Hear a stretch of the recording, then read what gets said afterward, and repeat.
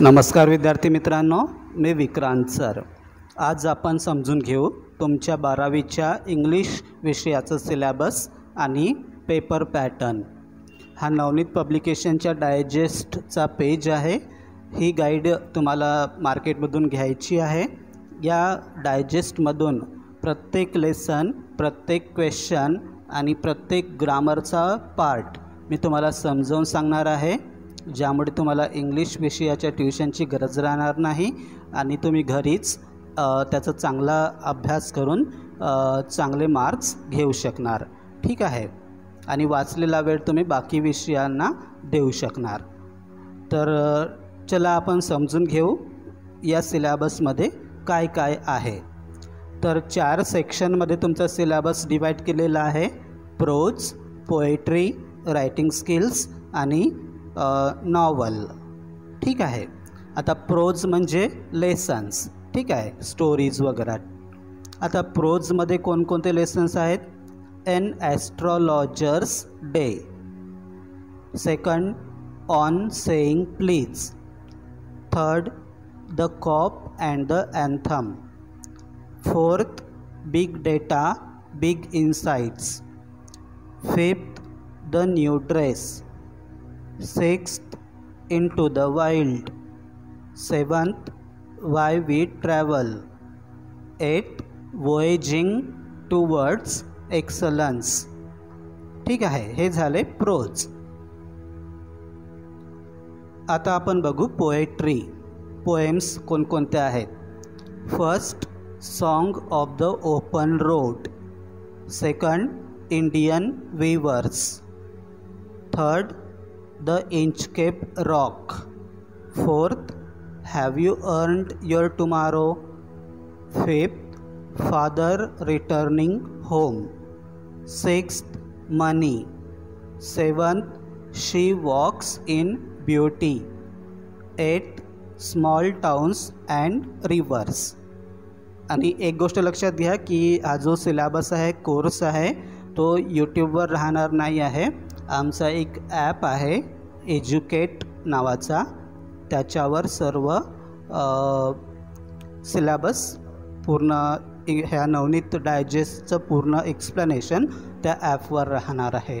ठीक आहे, आणि त्याची काही मंथली फी राहणार आहे।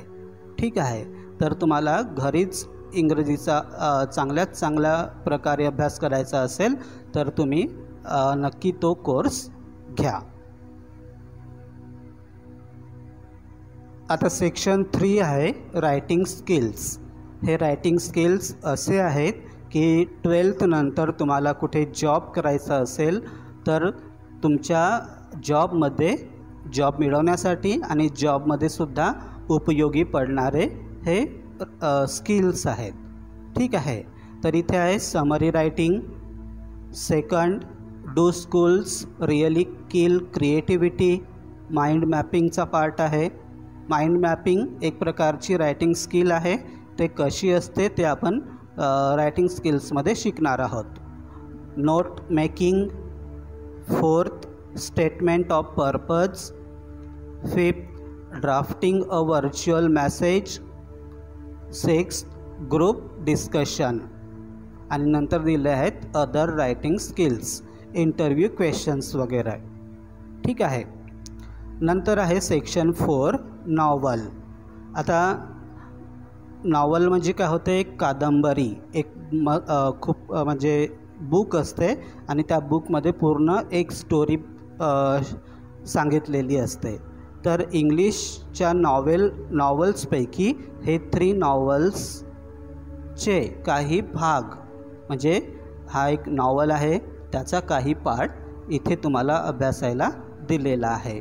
तर 4.1 मध्ये आहे हिस्ट्री ऑफ नॉवल, मग 4.2 to sir with love, 4.3 around the world in 80 days, आणि नंतर आहे द साइन ऑफ 4। नंतर इथे जे काही दिलं आहे डायजेस्टमध्ये नॉन टेक्स्च्युअल एक्स्ट्रॅक्ट्स, ते पण आपण शिकणार आहोत। ठीक आहे, तर हा झाला सिलेबस प्रोजमध्ये 8 लेसन्स, पोएट्रीमध्ये 8, रायटिंग स्किल्समध्ये 6 आणि सेक्शन 4 नॉवलमध्ये 4 लेसन्स. हे पूर्ण आपण समजून घेणार आहोत. याचं टेक्स्टबुक एक्सप्लेनेशन ते तुम्ही शाळा कॉलेजमध्ये शिकणारच आहात. ठीक आहे. मेन काय आहे तुमच्यासाठी की त्या लेसन्सवर, पोएट्रीवर, रायटिंग स्किल्सवर, नॉवलवर प्रश्न कशा प्रकारचे येतात आणि त्यांची आन्सर्स कसे लिहायचे, यासाठी तुमच्याकडे सेंटेन्सेस अवेलेबल पाहिजे, इंग्लिशमधले वर्ड्स अवेलेबल पाहिजे. ते आपण या बुकमधून शिकणार आहोत. ठीक आहे. तर आता आपण सिलेबस पाहिला. आता आपण पेपर पॅटर्न बघू. प्रश्न कशा प्रकारचे येतात, कशावर किती मार्क्स असतात ते समजून घेण्या अगोदर हा व्हिडिओ तुमच्या 12वीच्या बेस्ट फ्रेंडला शेअर करून टाका, ज्यामुळे तुम्ही आणि तुमचा फ्रेंड एका वेळी तुम्ही हा व्हिडिओ बघू शकणार. ठीक आहे. त्याला पण समजेल की इंग्लिशचा पेपर पॅटर्न आणि सिलेबस कसा असतो. तर इथे पण सेक्शन दिलेले आहेत. आता सेक्शन 1 सिलेबसमध्ये प्रोजचा होता, तर इथे पण सेक्शन 1 ॲक्टिव्हिटी शीटमध्ये पण सेक्शन 1 प्रोजवरच क्वेश्चन विचारला जातो. ठीक आहे. हा कशासाठी असतो? रीडिंग फॉर कॉम्प्रिहेन्शन, म्हणजे समजून त्या एक्स्ट्रॅक्टला त्याच्यावरची आधारित प्रश्नांची उत्तरे द्यायची असतात. लँग्वेज स्टडी म्हणजे ग्रामरचा पार्ट, समरी लिहायची असते आणि माइंड मॅपिंग असते. तर बघा, क्वेश्चन अशा प्रकारे विचारला जातो. Question 1A, read the extract and complete the activities given below. याच्यामध्ये काय येत असतो? A seen extract from section 1. Section 1 कशाचा होता? प्रोज. प्रोजमधून तुम्हाला एक सीन म्हणजे तो तुम्ही अभ्यासलेलाच असणार. तर प्रोजच्या सेक्शनमधून तुम्हाला एक पॅसेज येणार, एक्स्ट्रॅक्ट येणार, 275 ते 300 वर्ड्सचा बनलेला. आणि त्याच्यावर प्रश्न येणार. हे कशा प्रकारचे प्रश्न असतात आणि त्यांची उत्तरे कशी द्यायची हे आपण लेसनमध्ये शिकूच. ठीक आहे. तर A1 असतो global understanding, 2 marks. A2 complex factual, 2 marks. A3 inference, interpretation, analysis, 2 marks. A4 personal response, 2 marks. Language study, 2 marks. आणि A6 वोकॅब्युलरी, 2 मार्क्स. ठीक आहे. मग त्याच्यानंतर क्वेश्चन 1चा A झाला. आता क्वेश्चन 1चाच B कशावर असतो? लँग्वेज स्टडीवर. आणि यामध्ये नॉन टेक्स्च्युअल ग्रामर असतो, म्हणजे या पॅसेजमधले सेंटेन्सेसवर ग्रामर येणार नाही, तर जनरल सेंटेन्सेसवर ग्रामर येणार, बाहेरच्या सेंटेन्सेसवर. B1 असतो डू ॲज डायरेक्टेड किंवा ट्रान्सफॉर्मेशन ऑफ सेंटेन्स, 3 मार्क्ससाठी. आणि B2मध्ये असतो स्पॉट द एरर, 1 मार्क्ससाठी. आपण ग्रामरचा पार्ट पण वेगळ्या बुकमधून शिकणार आहोत डिटेल्समध्ये. ठीक आहे. आणि नंतर आहे मग क्वेश्चन 2A. प्रश्न असा येतो, read the extract and complete the activities given below. याच्यामध्ये काय येतो? एक अनसीन एक्स्ट्रॅक्ट जो असतो 275 ते 300 वर्ड्सचा बनलेला. आणि सेम प्रकारचे क्वेश्चन्स ह्या पण पॅसेजवर येतात. A1 असतो global understanding, 2 marks. A2 complex factual, 2 marks. A3 inference, interpretation, analysis, 2 marks. Personal response, 2 marks. Language study, 2 marks. Vocabulary, 2 marks. आणि इथे क्वेश्चन 2B असते समरी रायटिंग, म्हणजे जो एक्स्ट्रॅक्ट इथे दिलेला असतो त्याची लिहायची असते तुम्हाला समरी. ते कशी लिहायची ते आपण रायटिंग स्किल्समध्ये शिकणार आहोत. Write the summary of the above extract with a suitable title with the help of the given points, hints etcetera. समरीचे काही पॉईंट्स असतात, त्या पॉईंट्सनुसार तुम्हाला त्याची समरी लिहायची असते आणि त्याला सुटेबल टायटल पण द्यायचं असते. आणि आता क्वेश्चन 2मध्येच सी काय असते, mind mapping. Develop a mind mapping frame or design using your ideas, thoughts, concepts to illustrate develop on the given topic. एक टॉपिक दिलेला असतो. टॉपिक म्हणजे 2-3 शब्दात किंवा 5-6 शब्दामध्ये, आणि त्याची इन्फॉर्मेशन त्याच्याबद्दल तुम्हाला माइंड मॅपच्या आधारे एक्सप्लेन करायची असते. ते आपण नंतर शिकू माइंड मॅपिंगमध्ये. आता सेक्शन 1 प्रोज झाला. आता सेक्शन 2 पोएट्रीचा असतो. आणि यामध्ये काय असते, पोएट्री, त्यावर आधारित क्वेश्चन्स आणि त्याचं पोएट्रीचं ॲप्रिशिएशन. क्वेश्चन अशा प्रकारचा येतो. Question 3A, read the extract and complete the activities given below. Activities म्हणजे क्वेश्चन्स, ठीक आहे. सीन एक्स्ट्रॅक्ट हा पोएट्रीच्या सेक्शनमधून एक पोएट्री तुम्हाला इथे विचारली जाते आणि ते 10 to 15 लाईन्सची असते. आणि याच्यावर प्रश्न कशा प्रकारचे असतात. A1 global understanding 2 marks, A2 inference interpretative analysis 2 marks, personal response 2 marks, poetic device म्हणजे फिगर्स ऑफ स्पीच 2 मार्क्स, आणि A5 असते क्रिएटिव्हिटी. तुम्हाला 2-3 म्हणजे 2 ते 4 ओळींची एक पोएम तुम्हाला स्वतःच्या मनानं क्रिएट करायची असते. त्याच्यावर असते 2 मार्क्स, ठीक आहे. नंतर क्वेश्चन 3मध्येच B असतो ॲप्रिशिएशन.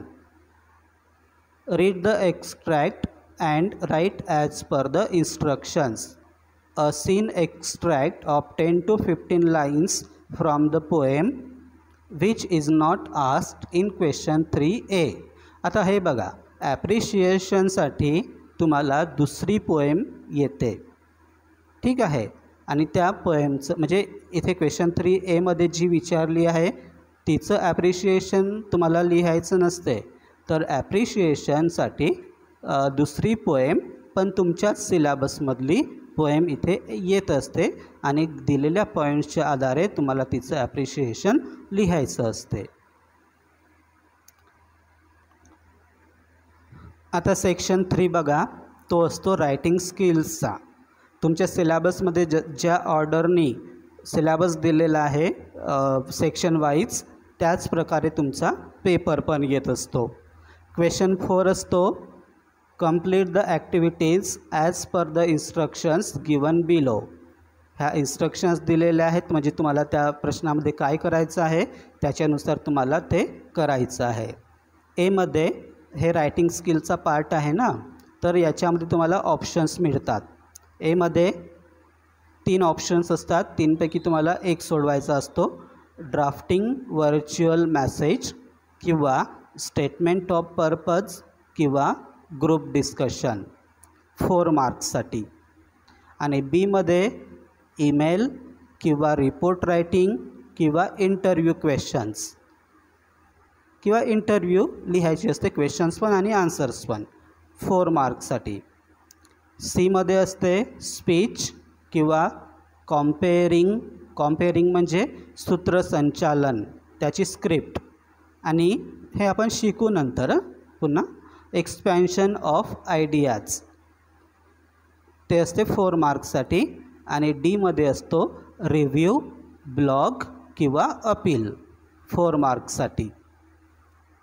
आता नोट बघू. In A, B, C and D, paper setter will frame activities on all types in each set as options. Students are required to attempt any one activity from each set. आता हे लक्षात ठेवायचं आहे तुम्हाला की question 4A मध्ये तीनही प्रकारचे प्रश्न राहतील पेपरमध्ये, परंतु तुम्हाला तीनपैकी एकच सोडवायचा असतो. बी मध्ये हे तीनही प्रश्न राहतील पण तीनपैकी तुम्हाला एकच सोडवायचा असतो. तसंच सी आणि डी पण. नाहीतर तुम्ही ए मधले हे तीनही सोडवत बसाल आणि तुमचा टाईम वेस्ट होणार. तसं नाही झालं पाहिजे. ठीक आहे, हे गोष्ट लक्षात राहील तुमच्या. ओके, आता बघू last section 4 literary genre. Novel. Literary genre म्हणजे काय होते, लिटररी साहित्याचा, लिटरेचरचा प्रकार. लिटररी जेनरा म्हणजे त्याच्यामध्ये स्टोरी येते, पोएट्री येते, फिक्शन, ड्रामा, राईट ना. त्याच्यापैकी एक नॉवल. तर तुम्हाला 12thला आता नॉवल आहे. ठीक आहे. आता question 5A, complete the activities given below as per the instructions. आता हे क्वेश्चन 5A कशावर येतो, activities on history of English novel, 2 marks. आणि दुसरा प्रश्न येतो activities on history of English novel, same प्रकारचा प्रश्न येतो. म्हणजे दोन्ही क्वेश्चनचे प्रकार सारखे आहेत पण प्रश्न मात्र वेगवेगळे विचारले जातात. दोन्ही प्रश्न 2 मार्क्सचे. आता हे बघा, activities will be framed on MCQ म्हणजे multiple choice question, match the columns, chronological order, fill in the blanks, true false, elements of novel or any other novel activity. या प्रकारचे प्रश्न येणार. MCQ, match the columns, chronological order, fill in the blanks, true or false, elements of novel. Activities will not be repeated in sub questions. एमध्ये जे activities दिलेल्या असतील त्या 2मध्ये repeat होणार नाही. म्हणजे वेगवेगळ्या ॲक्टिव्हिटीज येणार, वेगवेगळे क्वेश्चन्स येणार. Activities in question 5A will be framed on textbook content number 4.1. जो 4.1 मध्ये हिस्ट्री ऑफ नॉवल आहे त्याच्यावर हा प्रश्न विचारला जातो. आता क्वेश्चन 5B मध्ये बघा, answer the questions given below in about 50 words. 50 वर्ड्समध्ये आन्सर द्यायचं असते तुम्हाला या क्वेश्चन्सचं. आणि हे क्वेश्चन कशाप्रकारे विचारले जातात, नॉवलचा प्लॉट, नॉवलचे अलग अलग एलिमेंट्स असतात, घटक असतात, जसं plot, structure, theme, setting, language, character. ठीक आहे, यांवर आधारित हा प्रश्न असतो. आणि B1 मध्ये डिस्क्राईब यांचे अर्थ आपण नंतर लक्षात घेऊ जेव्हा हा भाग आपण शिकू. Describe, explain, compare, contrast, name, discuss, 2 marks. आणि B2 illustrate, interpret, narrate, justify, find, identify, 2 marks. ठीक आहे. आणि हा प्रश्न कशावर येतो, activities in question 5B will be framed on textbook content number 4.2. 4.2 to serve with love यावर तो प्रश्न असतो. नंतर answer question C. Answer question C नाही, question C. Answer the questions given below in about 50 words. Same प्रकारचे प्रश्न येतात, फक्त तो पार्ट जो आहे ज्यावर प्रश्न विचारले जातात ते वेगवेगळे आहेत. ठीक आहे. जसं नॉवलचा plot, structure, theme, setting, language, character. याच प्रकारचे प्रश्न बीमध्ये सुद्धा विचारले गेले आहेत. C1 मध्ये describe, explain, compare, contrast, name, discuss, 2 marks. यांच्यापैकी एक येतो. ठीक आहे. क्वेश्चन 2 आहे इलस्ट्रेट, म्हणजे C2 आहे illustrate, interpret, narrate, justify, find, identify. हा पण 2 मार्क्सचा, यांच्यापैकी एक. आणि हा क्वेश्चन C आहे, क्वेश्चन 5C, हा असतो around the world in 80 days यावर. मग बघा question 5D, answer the questions given below in about 50 words. हा पण तसंच प्लॉट, जो नॉवलचा प्लॉट असतो, structure, theme, setting, language, character यावर आधारित प्रश्न असतो. Same D1, describe, explain, compare, contrast, name, discuss, 2 marks. Second, illustrate, interpret, narrate, justify, find, identify, 2 marks. आणि हा असतो द साइन ऑफ 4वर आधारित. यानंतर आपण जो पहिला लेसन आहे प्रोजचा, कोणता आहे, एन ॲस्ट्रोलॉजर्स डे, त्याचा अभ्यास करणार आहोत. हे बघा, लेसन तर तुम्हाला शाळा कॉलेजमध्ये एक्सप्लेन करून मिळतेच आणि तो तुम्हाला समजतेच लेसनमध्ये काय झालेलं आहे.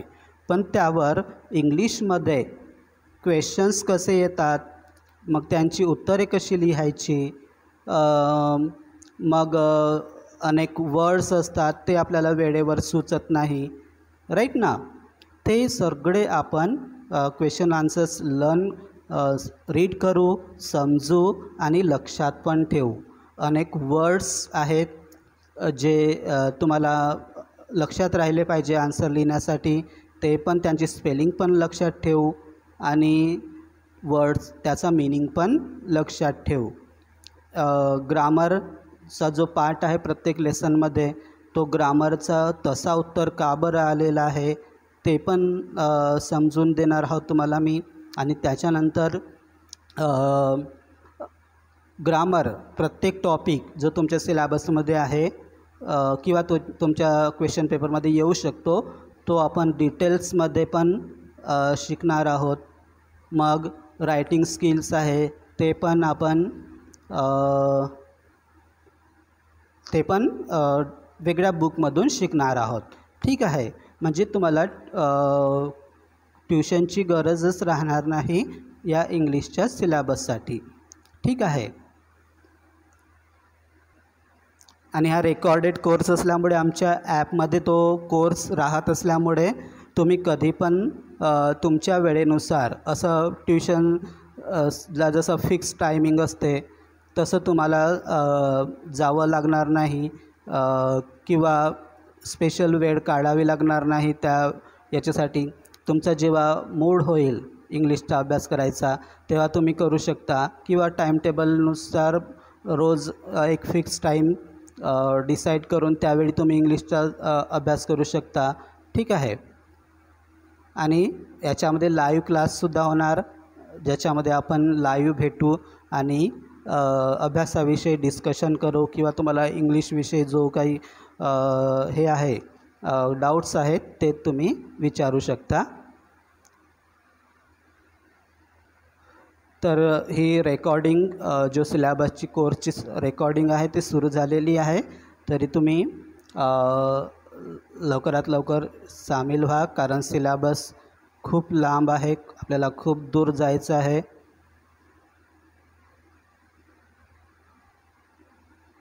हा माझा व्हॉट्सअप नंबर आहे आणि कॉन्टॅक्ट कॉल नंबर पण आहे, यावर तुम्ही संपर्क करू शकता. ठीक आहे. तुमच्या इंग्लिशच्या पेपरसाठी आणि बाकी पेपरसाठी पण खूप साऱ्या शुभेच्छा. धन्यवाद.